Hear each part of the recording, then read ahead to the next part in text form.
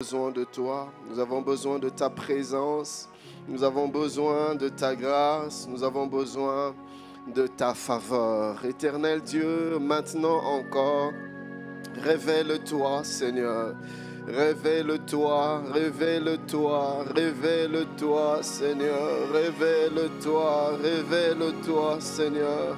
Révèle-toi, Jésus, maintenant encore. Révèle-toi, Seigneur. Nous avons soif de toi, Jésus. Éternel Roi de gloire, nous avons soif de toi. Esprit de Dieu, nous nous attendons à toi. Révèle-toi, révèle-toi. Fais-nous entendre le cœur de Dieu. Fais-nous entendre la voix du Père. Fais-nous entendre la voix de Dieu, Saint-Esprit. Touche-nous, transforme-nous, change-nous, Seigneur. J'ai besoin de ta présence, j'ai besoin de ta présence. J'ai besoin de ta présence en ce lieu. Jésus, j'ai besoin de ta présence. J'ai besoin de ta présence. J'ai besoin de ta présence en ce lieu. Oh. J'ai besoin de ton esprit. J'ai besoin de ton esprit. J'ai besoin de ton esprit en ce lieu. Jésus. J'ai besoin de ton esprit. J'ai besoin de ton esprit. J'ai besoin de ton esprit en ce lieu. Oh Dieu, j'ai besoin de ton onction. J'ai besoin de ton onction. J'ai besoin de ton onction en ce lieu. Saint-Esprit, J'ai besoin de ton onction. j'ai besoin de de ton onction. J'ai besoin de ton onction en ce lieu. Oui, Seigneur, c'est notre prière. Fais au-delà de nos attentes, fais au-delà de notre imagination. Alléluia. Oh,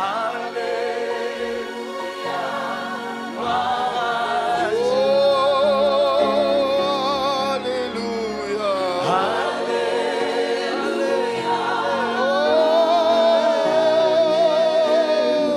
Oh, Jésus. Alléluia. Que quelqu'un m'aide à dire Amen en acclamant le Seigneur.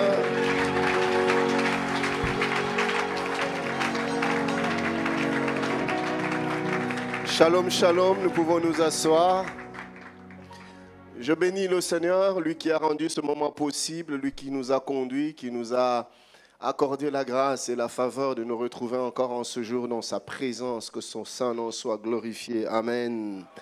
Je voudrais dire un profond merci à l'apôtre Douglas, à son épouse, pour l'opportunité qu'il m'accorde d'être avec vous en ce jour, déjà toute cette semaine, mais encore aujourd'hui. Ça me touche profondément que le Seigneur se souvienne de vous. Je voudrais dire merci également à tous ces hommes de Dieu qui nous ont bénis, le docteur Freddy qui nous a puissamment bénis.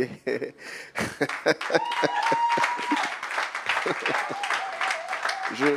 Je lui ai dit, ne t'étonne pas, un jour, tu me verras en train de prêcher ton message quelque part.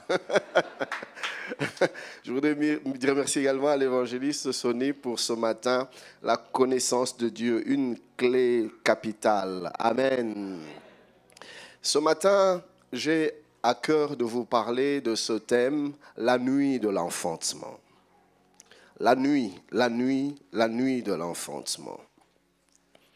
Parler de la nuit de l'enfantement, qu'est-ce donc? Déjà, l'enfantement, c'est c'est un événement qui arrive. On attend cela. On attend que la femme accouche. On attend que ce moment arrive. Ce moment qui est à la fois un moment de délivrance, un moment de joie, mais aussi un moment plein de stress. Je me rappelle moi-même, nous avons 4 enfants avec mon épouse et à chaque grossesse, pour moi, ça a été des moments de stress parce que la femme n'est plus dans son état normal. Il y a beaucoup de choses qui se passent et je vous passe des détails de l'accouchement. J'ai assisté à l'accouchement de mon dernier fils. Je puis vous dire que ce n'est pas évident. L'accouchement, c'est un moment où la femme passe entre la vie et la mort. Tout peut arriver. L'enfant peut naître vivant, il peut naître mort-né, la femme peut passer, peut laisser sa vie. Ce n'est jamais évident, un moment d'accouchement. Une hémorragie peut arriver et c'est la catastrophe. C'est un moment rempli de stress. L'enfantement, un événement inhabituel. Mais pourquoi parler de la nuit de l'enfantement? La nuit, c'est l'image de temps sombre dans lequel l'enfantement peut arriver. Et la nuit est aussi l'image de cette saison où les règnes des ténèbres se manifestent, où l'ennemi prend contrôle, où il agit. Et la nuit de l'enfantement, c'est un événement attendu pour les uns et inattendu pour les autres, surtout dans le cadre de mon message. Et tout à l'heure, vous allez comprendre ce que je suis en train de dire. Je vais nous proposer un certain nombre de textes. Je prie que le Saint-Esprit me donne de mots pour passer le message qu'il veut nous dire ce matin. Nous sommes dans Romains 8, 20 à 23. Romains 8, 20 à 23, la Bible dit « Car la création a été soumise à la vanité, non de son gré, mais à cause de celui qui l'y a soumise, avec l'espérance qu'elle aussi sera affranchie de la servitude, de la corruption, pour avoir part à la liberté de la gloire des enfants de Dieu. Or, nous savons que jusqu'à ce jour, la création tout entière soupire et souffre les douleurs de l'enfantement. » La création est en train de souffrir les douleurs de l'enfantement. Mais qu'est-ce qui sera accouché? Qu'est-ce qui sera enfanté? Au verset 23e, la Bible dit « Et ce n'est pas elle seule, mais nous aussi, nous avons les prémices de l'Esprit. Nous aussi, nous soupirons en nous-mêmes en attendant l'adoption, la rédemption de notre corps. De la même manière que la nature soupire et souffre des douleurs de l'enfantement, la nature soupire après ce moment de l'accouchement. La nature soupire après cette délivrance qui arrive. La nature attend ce moment où enfin l'enfant va naître. Mais nous aussi, nous attendons ce moment de délivrance, ce moment où nous seront rachetés dans notre corps, ce moment d'adoption. Notre deuxième texte se trouve dans le livre de Matthieu. Matthieu chapitre 25, nous allons lire du 1er au 13e verset. Matthieu 25, 1 à 13. La Bible dit « Alors le royaume des cieux sera semblable à 10 vierges qui, ayant pris leur lampe, allèrent à la rencontre de l'époux. » À la rencontre de l'époux. Elles allaient à la rencontre de l'époux. 5 d'entre elles étaient folles et 5 sages. Les folles, en prenant leur lampe, ne prirent point d'huile avec elles, mais les sages prirent avec leur lampe de l'huile dans des vases. Comme l'époux tardait, soulignez bien cette phrase, l'époux tardait. Comme l'époux tardait, s'assoupir et s'endormir. J'aurais voulu ne voir que les folles en train de s'assoupir et de s'endormir, mais que ce soit les folles, que ce soit les sages. La Bible dit toutes s'assoupir et s'endormir au milieu de la nuit. Ce n'était pas le matin, ce n'était pas à midi, ce n'était pas le soir, c'était en plein milieu de la nuit quand le sommeil devient profond, quand on ne se rend plus compte de rien, quand on perd la conscience de notre propre existence. distance, quand on n'a plus le contrôle de rien du tout. Au milieu de la nuit, on cria, voici l'époux, allez à sa rencontre. Alors toutes ces vierges se réveillèrent et préparèrent leurs lampes. Les folles dirent aux sages, donnez-nous de votre huile, car nos lampes s'éteignent.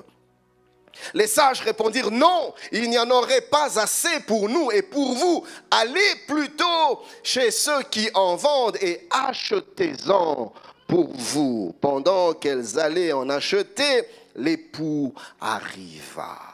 Celles qui étaient prêtes entrèrent avec lui dans la salle des noces et la porte fut fermée. Bien-aimé, il arrivera un moment où la porte sera tout simplement fermée. Plus tard, je voudrais dire à quelqu'un ce matin, plus tard risque d'être trop tard.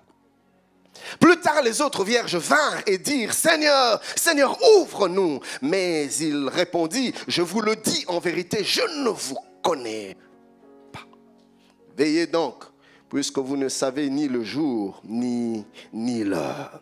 Bien-aimés, comme les 10 vierges, nous aussi, nous sommes en train d'aller quelque part. Les 10 vierges allaient à la rencontre de l'époux. Nous également, nous ne marchons pas à vue. Nous ne sommes pas sans destination. Nous ne sommes pas sans ignorer là où nous sommes en train d'aller. Quand je dis nous, je parle de l'Église. Nous savons ce qui nous attend. La Bible dit qu'elles allaient à la rencontre de l'époux. Et l'Église également se prépare à un événement grandiose, un événement glorieux, la rencontre de notre Seigneur. Bien-aimés, nous soupirons après ce temps, nous soupirons après ce jour où le Seigneur Jésus-Christ reviendra nous chercher. Et ce moment arrive et ce temps arrive bientôt. Et toute notre vie devait tourner autour de cette glorieuse attente du retour de notre Seigneur. La Bible déclare dans 1 Corinthiens 15, 51, 58. Voici, je vous dis un mystère. Nous ne mourrons pas tous, mais tous nous serons changés. En un instant, en un clin d'œil, à la dernière trompette, la trompette sonnera et les morts ressusciteront incorruptibles. Et nous serons changés. Car il faut que ce corps corruptible revête l'incorruptibilité et que ce corps mortel revête l'immortalité.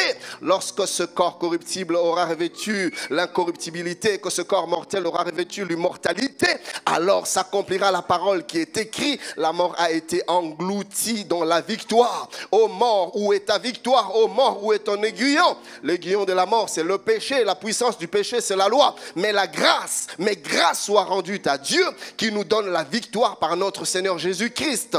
Ainsi, mes frères bien-aimés, soyez fermes, inébranlables, travaillant de mieux en mieux à l'œuvre de Dieu, sachant que votre travail ne sera pas vain dans le Seigneur. Frères, nous soupirons après ce moment.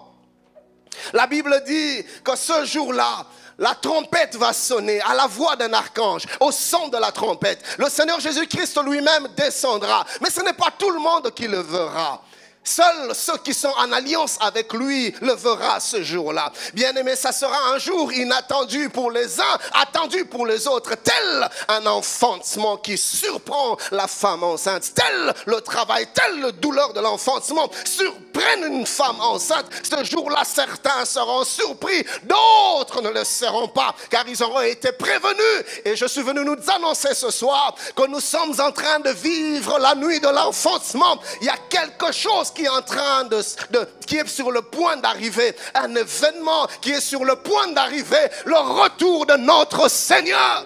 Et plus que jamais, en ce temps-ci, nous devons en être conscients. L'apôtre Paul dit dans 1 Thessaloniciens 4, 15 à 18, voici en effet ce que nous vous déclarons d'après la parole du Seigneur.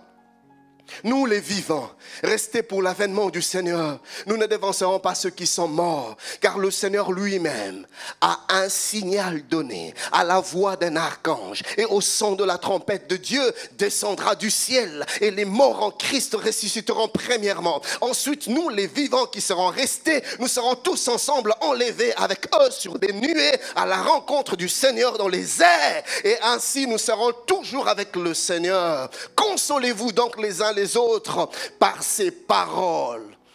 Le temps et les défis de l'enfantement, nous avons tellement de rêves, tellement de choses que nous voulons voir arriver. Nous avons des destinées à enfanter, nous avons des entreprises à enfanter, nous avons des projets à réaliser, nous avons des promesses à vivre. Frères bien-aimés, je suis venu nous dire ce matin que toutes ces choses sont bonnes et même très bonnes. Mais l'apôtre Paul déclare, si c'est sur cette terre seulement que nous espérons en Christ, nous sommes des plus malheureux de tous les hommes. Jésus-Christ pouvait dire, que sert-il à l'homme de gagner le monde s'il perd son âme? Les richesses de ce monde, la gloire de ce monde, l'opulence, tout ce que vous voulez, ces choses sont bonnes, mais il y a mieux que ça, il y a plus glorieux que ça, il y a plus grand que ça.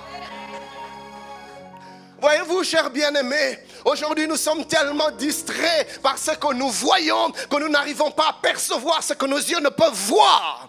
Et ce que nous ne voyons pas, c'est des choses plus glorieuses que ce que nous voyons. Jésus a dit, amassez des trésors incorruptibles que la ruine et la teigne ne peuvent détruire. Et ne nous encouragez pas à nous amasser des trésors corruptibles d'en bas, bien que nous en ayons besoin, mais il y a mieux que ça.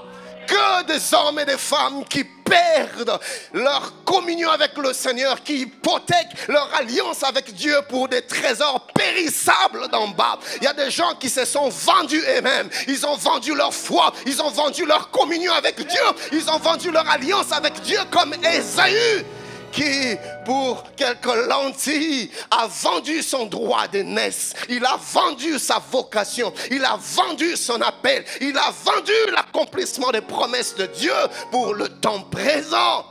Écoutez ce qu'il dit à son frère Jacob. Que me sert-il d'avoir le droit d'aînesse? Je m'en vais mourir. Je faim. Donne-moi à manger. Et plusieurs sont comme Ésaü. Pour des choses présentes, nous sommes prêts à tout hypothéquer. Nous oublions notre communion avec Dieu. Nous oublions que ce monde n'est qu'éphémère. Nous oublions que la vie ici-bas n'est que précaire. Nous oublions que le temps de notre existence n'est que de courte durée.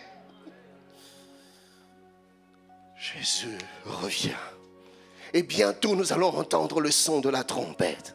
Et bientôt, et très bientôt. Bien-aimés, nous sommes à l'aube de son retour. Et l'apôtre Paul nous dit dans son épître aux Romains, le chapitre 13e, si vous lisez du 11e au 14e verset,